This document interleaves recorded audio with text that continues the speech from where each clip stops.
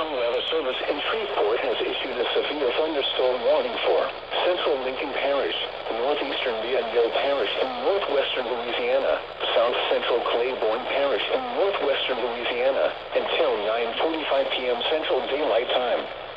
At 8:58 p.m. Central Daylight Time, a severe thunderstorm was located 7 miles northwest of Grambling, moving east at 25 miles per hour. Hazard, 60 miles per hour in gusts and quarter-size hail. Source, radar indicated. Impact, hail damage to vehicles is expected. Expect wind damage to roofs, siding, and trees. Locations impacted include Ruston, Grambling, Arcadia, Duboc, Sugar, Simsboro, Vienna, Mount Zion, and Unionville. Seek shelter inside a well-built structure and stay away from windows. The storm is capable of producing damaging winds and large hail. Repeating, a severe thunderstorm warning has been issued until 9:45 p.m. Central Daylight Time for the following parishes in Louisiana: